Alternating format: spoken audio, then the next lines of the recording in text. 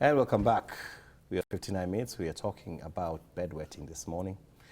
With me is Lucy Wamboy. She's the founder of the Enuresis Initiative. We are discussing matters to do with the bedwetting challenges that some people may be undergoing. Do you have a relative, a friend, a son, a daughter, a niece, a nephew, a cousin, somebody you know is struggling with bedwetting? This here is their show because there is a solution for it.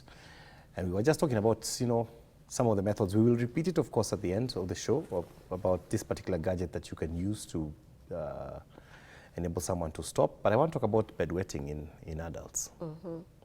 Young adults.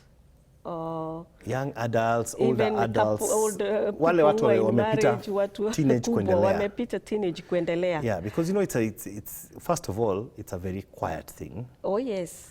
People don't want to be known about it. Yes. Unless you live near them. Yes. You will not know. Yes. Yes. But it is quite common. How common is it in your work? Iko. And when it is talked about, mostly it is talked about in terms of negatively. Kumkejeli huyu. Shame on you. Nitakusema we hata ukojoa kwa kitanda. That is the wife now talking to the husband. Or wamama wa ploti wakiongea, mtu mkubwa anakojoa kwa kitanda kama mtoto, or they are covering it up instead of seeking help. Watoto wangu wanakojoa na hawajawahi acha. So that's a visitor who has come in and they have detected some smell of urine in the house. Na mama sasa to cover up for the adult bedwetter anasema ni watoto wanakojoa. So this kind of thing is very, very prevalent. When I started talking about my story, there's a lady who reached out to me on chat, on my page, and she told me that she's in her 30s, she's a bedwetter, she has a child who is a bedwetter, mama na mtoto wanakojoa. And she shared with me about a friend of hers, of her age mates, who was also a bedwetter, so they used to comfort each other in their misery.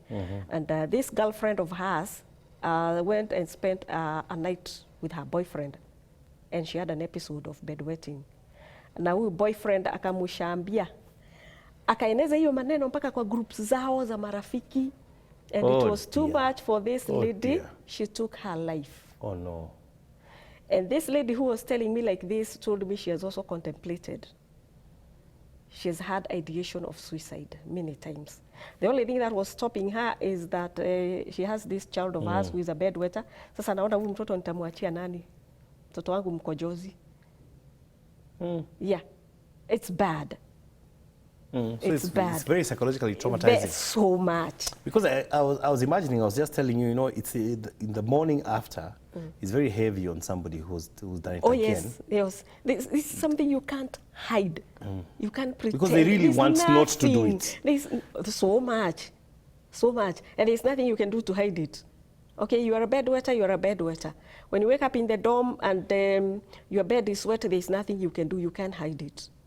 When you wake up with your boyfriend or your girlfriend and you had an episode last night, you can't hide it from them. When you wake up in the house and your small sibling there knows that you are a bedwetter, a mother told me that the small one wakes up in the morning and goes to check on the other one's bedroom to confirm amekojoa na anakuja. So this is so it's so shameful, it's so distressing, it's so traumatizing. Yeah. So what to do as an adult? How should you think and I want to talk in two ways. One, as a person bedwetting, and two, as the surrounding. Yeah, a spouse, yes, a parent, a dorm mate, a roommate in campus. Yeah. Okay, so basically we are lucky to be living in an age of information. Basically, like anything you want to find out, it's almost at your fingertips. Smartphone reach in this country is said to be in how many millions? So many. Yeah. About over 80%. Yeah. Okay. So basically, seek information on this. You're going to come across our show with the Levi here, and I'm very, very grateful to your Cast FM, to Cast TV for hosting this. This is something I've been trying to talk about. I've knocked on the door of all the mainstream media in this country. Hawataki hata kusikia hiyo maneno. This is not something that interests them. You can see them repeating guests in their shows, telling us the same things they have been talking about all the time.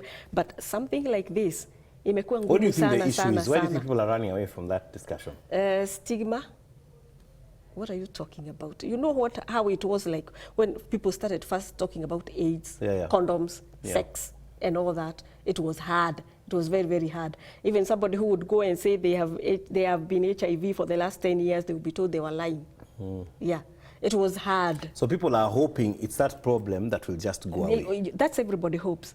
It will just go away. One day it will stop, and it doesn't stop. The child transits to being an adult, a teen in Form 1, Form 2, 3, 4, bado wanakojoa huko, wanaenda campus, bado ni wakojozi, wanamaliza, bado ni mkojozi. Some of them will fall off the way and stop. But a good number will transit to becoming adult bedwetters, people who are afraid to have relationships, to get married because of this secret. Wow, how common in adults? You are in this business, you're talking to people. How many? They call me. They talk to me. Wow. When I do a show like this, 5 out of maybe 20 people who will call me will be adults. And I'm talking adults, I'm talking about people in their 20s, 30s, 40s. The oldest I've talked to about this told me he was 62. He's a grandfather, a retired teacher. Yeye ndio ukojoa kwake. Mpaka wajukuu wameacha. Na wanajua guka. Anakojoanga wanamchekelea. Very frustrating. So I talked to this guy, assured him, and at the end of the call, he was very, very relieved. He told me he had gone somewhere to hide, to talk about this subject matter. Na ni ukweli alinipigia simu kama saa 5 ya usiku. Na nikaongea. Hataki hata ikuwe ni topic. Hataki. Hapana. So unasema acha tuongee usiku. Usiku nimejificha mahali karibu na shamba ndio niongee. So as we go on, and thank you for this opportunity, we should normalize talking about this. Yeah. And because if we are the caregivers, yes. What do we do? Yes. So your son has done it again. Yes. Your husband. And now he's 16. Yeah, there's a lady who told husband. me in her house, it's the baba ndio hukojoa. Hata watoto wameacha. But for them, she had an understanding because when they met, they shared. They found themselves talking about this, and wakaongea, wakaona hata huyu aliacha kukojoa akiwa mkubwa. So I'll call it understanding. Yeah, she's understanding. But I'm sure this thing has broken down homes. So much. There's so many people, women especially, who have told me, yeah, alifukuzwa, amevunja ndoa 2. Alifukuzwa akaambiwa, sasa wewe enda ukakojolee wanaume wengine huko, mimi hii kitu siwezani nayo. Or you know how we believe in witchcraft, unaambiwa ko, especially when there are some genes, watoto watatu wanakojoa, ama watoto wangu na wadugu yangu na wadada yangu wote ni wakojozi, tunaamini ni uchawi. Tulirogwa na mama mdogo. That's not true, because all races, all tribes, all people who don't even believe in witchcraft, utawapata wako hali kama hiyo yako. Yeah. This thing is universal. So how are you supposed to address it as a person around? What do you tell people? What do you tell the patients, so to speak? Patients find it very easy to talk to me. When they find me, they find it very easy to open up and tell me all kinds of things. But I'm asking you, in advising to somebody, let's say it's me you are advising maybe about my son. How should I treat him? Okay. First of all, or my daughter, or your son or your daughter. First of all, with understanding. If there has been punishment, if there has been ridicule or overexposure, or talking about him with unnecessary parties, which teenagers hate. Mama zao kukaa kanisani kumuongelelea, they hate it. Talk about it in a helpful manner. Like you can say, oh, I had somebody talking about bedwetting, anasema yeye alikuwa mkojozi na sasa ako na mradi wa kufanya watu waache kukojoa. Sometimes it is the teenagers who will see me talking about it somewhere and tell their parents. And by the way, the common narrative is that parents are so busy, they don't care about children.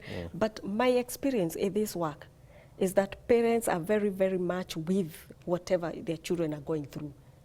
And they will go to all kinds of lengths to try and help. Yeah, they are very, very supportive. Even the busiest parent, they give quality attention to their children and their issues. Yeah, so that's a place to begin. Parents are concerned, and they will do anything to help their children out of this. So whenever you help your kid out of something like this that was stressing them, weighing them down, you form very tight bonds with your children, even in other issues. And it's a win for both of you. Oh, of course. Everyone is So is the happy. kid knows, Dad anajua maneno mingi sana. Let me go to him about this issue that I have. It will be solved. Yeah. And what about a spouse, you know? A spouse, normalize talking about I this. know maybe for some people, and maybe that's where problems start, is that maybe you're bedwetting, but you don't want to say, you're hoping as an adult itaisha. Yes, and it doesn't. So you, when you are dating, una hepa story. Yes. You know, no one Maybe you go to your girlfriend's house and don't spend the night. Yes. Then you get married. Then now, you know, all the chips are down. Yes. Now you have to, you just now you have to live with this person. You've got to know, they've got to know you. And the secret will come out. Oh, the secret will come out. This is entirely medical. It's like you marry somebody and you find out that they are diabetic. Or you marry somebody and they develop a medical condition. Or they are have you cancer, going to, or they get cancer, which can happen to anybody. Are you going to leave them because of this? It can happen to anybody. So if it's medical, seek medical attention. Yeah. Don't ridicule the person. Don't expose them to groups and all that. Just seek medical attention. Medics are confidential. But some will say we've sought medical attention. They've sought medical attention. They have come to me and told me things like we are at the those. end of our rope. They have come to me and told me things like this. You know. I've been treated by a professor. Yeah. A neurologist. A urologist, yes. And the neurologist sent me to a neurologist. Yes. That's what a mother told me. Neurologist akatutuma back kwa the urologist. Mtoto akapewa dawa za depression. This is a real case that I made. Mtoto akapewa dawa za depression. It's a mental health. Nikasema hii sasa. Yeah. Na bado hajaacha and a lot of money spent. So, an organization like ours is purposely for this. If you know somebody who is going through this, either with their spouse, with an older child, you are a university student going through this, it's so easy for you to get in touch with us directly. Yeah, how do they do that? Say that now. The number that I'm going to give, when you call that number, you talk to me. You're not going to talk to somebody who can a story mrefu. You're going to find somebody who has understanding, who has insight into this, and I have personal experience of this. Yes. And I'm going to ask you to give that number in just a short while, but I want to ask you, even as we almost wind up, because I see we have just about 6 minutes or so. What do you think is the greatest key to the beginning of healing with this particular issue? Okay. The greatest key with everything is, first of all, acceptance. Denial makes us delusional. It makes us think that maybe by next time I'll have stopped. By 8 years, atawacha. Also, I've met parents who have told me there are parents who are not bothered by this completely. But do you think your child is happy? Being somebody who cannot go to a sleepover, who cannot visit their posh cousins somewhere, who cannot do a camp. Do you think they're happy about this? At some point, you're going to have to isolate this child from the personal development, like a visit to a place, like having a friend come over for a sleepover, like having a spending a night with a smaller baby who has come to visit, ule atakusema. If you okay, we can respect a parent feeling they don't want to have any kind of an intervention. But as the child grows, know that this can weigh down. This can have a very, very devastating effect on a child's self-esteem. So the first step is to accept. The second step is to seek information on this. You can get in touch with us. Yeah. Or even you can seek information. Like I know a parent who told me they're going to import their gadget from Amazon, a very expensive one. That's fine. But I just Read told up them, and get to know. oh yes, I just told them, if you get the gadget, get in touch with us. We can put you in a group of support with the people who are going through this. And I did exactly that. And also their child recovered. But that's a person with quite a bit of money. They got a gadget that wakes up the child and wakes up the mom in the bedroom. Zico. But not so much for the Kenyan market because they're quite expensive. So, seek a support someplace. When the parents, when people take this gadget, I put them in a group of like-minded people where you're free to share how it went last night. Imekuwa hivi, and when you have a support system, it's always so much easier to go through whatever it is you're going through. True. Yeah. Because you realize I'm not alone. I'm not alone, and that's important. And this thing is happening, yeah. Yeah, and we are working with this together. And when people get cured, they are free to leave the group. And I'm very happy when they leave. Yeah, when they no longer need you, you are most happy. Yeah, you've done your job. Yes. This is a noble work you're doing. But most of the time, Yes. when people get cured, they don't like to talk about it very much. Of course, I can imagine this. It was very bold of you to tell your story, you know. Huh? So They you're don't want going to to say. look for people, kulienda aje, aliacha, na hiyo maneno hawataki sana. So, Na hiyo maneno tuache. yeah, so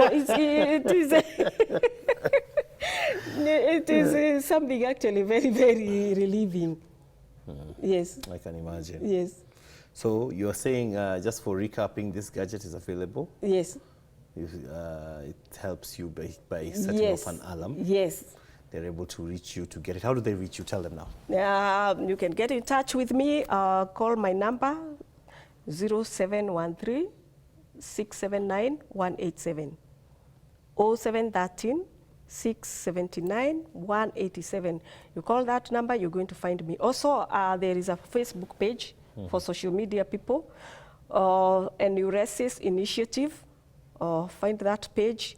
You send a message there, I'll get it, and we'll chat. Yeah. Go in the inbox if you are scared or shy. Oh, yes. Yes. You know, sometimes That people don't number, want to say- WhatsApp, Yeah. talk to me directly. No one even need to know that you're talking to me. Get this gadget. It works. Just 1 month, 2 weeks, you'll be cured of this forever. Wow. Yeah. What is your parting shots to people who are suffering through this, to people who are bedwetting? What can you tell them today, especially the adults? Okay. I speak here as somebody who has experience, who has gone through whatever you're going. That was my lived experience for the first 15 years of my life. Especially for girls, teenage girls who are getting the period and they are bedwetters. It's they're going through a very, very difficult time out there, even in those boarding schools. I know there are kids who have transitioned to becoming adult bedwetters. They're in campus, they're in college, na bado wanakojoa. Get in touch with us. Don't suffer in silent shame anymore. Whatever whatever you are going through, whatever you are having is purely medical. It has a cure. Get in touch with us, speak to us, talk about this, begin to talk about this, normalize talking about it, and at the end of it, you can be cured. In just 2 months, you'll be cured of this forever. Yeah. Thank you for speaking to us. Asante sana. And thank you for shedding light on this matter. Asante sana. Asante sana Kaas TV for this. Yeah. Yeah. Lucy Wamboi, she's the founder of the Enuresis initiative. You can find her on Facebook. Inbox her. The initiative is on Facebook online. She's given her number. In case you have forgotten it or do not have it, you can text us. We'll be able to link you up with her and you can get help. Don't suffer in silence. Help is here. Have a wonderful day.